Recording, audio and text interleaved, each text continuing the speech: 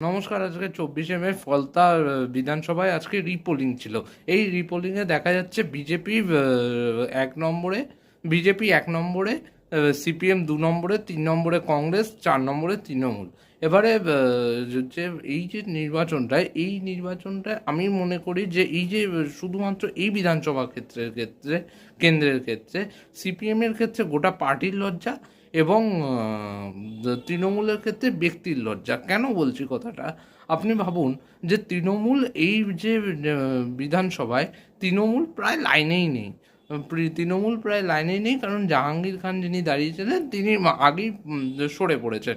ওনার শেষ পর্যন্ত লড়াটা উচিত ছিল, হারলে হারবে জিতলে জিতবে, কিন্তু লড়াটা উচিত ছিল, কিন্তু উনি লড়েননি। উনি কিসের ভয় পালিয়ে গেছে সেটা আমি বলতে চাই না, কিন্তু এখানে বামপন্থীদের কাছে সুযোগ ছিল নিজেদের আবারও প্রমাণ করা যে হ্যাঁ, একমাত্র বিজেপির বিকল্প একমাত্র বামপন্থীরা, বিজেপির বিকল্প একমাত্র সিপিএম এবং বিজেপির বিকল্প একমাত্র এই যে সিপিএম, এটা নিজেদের প্রতিষ্ঠা করা, এটা শেষ সুযোগ ছিল, কিন্তু সেই সুযোগটাও তারা হাতছাড়া করলো।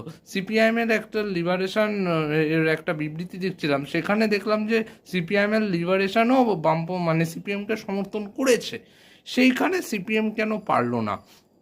এবং আপনারা বলতে পারেন যে দ্বিতীয় বিরোধী দল হিসেবে দ্বিতীয় স্থানে তো আছে, কিন্তু আপনি একটা ভাবুন যে একটা যে প্রথম হয়েছে বিজেপি আর দ্বিতীয় হচ্ছে সিপিএম, এই দুটোর যদি ভোটের ডিফারেন্স দেখেন, সেটার ডিফারেন্স হলো 1,09,021টা।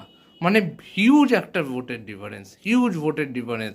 সেইখানে একমাত্র যারা সোকল্ড বামপন্থী, ওই যে যাদের অধিকাংশরই সোশ্যাল মিডিয়ায় জন্ম বা কিছু কিছু গ্রাউন্ডেও কাজ করেন, কিছু কিছু বামপন্থীরা আজও আছেন গ্রাউন্ডে কাজ করেন, তারা বলেছিলেন যে বিজেপি নামক সাম্প্রদায়িক ফ্যাসিস্ট শক্তির বিকল্প একমাত্র বামপন্থীরা।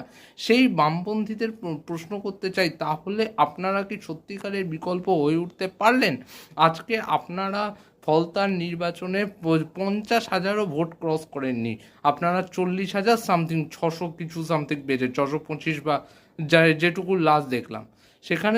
সেইখানে আপনাদের কাছে সুযোগ ছিল, তৃণমূল নেই, তৃণমূলের তাহলে ভোট কাটার সম্ভাবনাটা অনেকটা কমে গেল।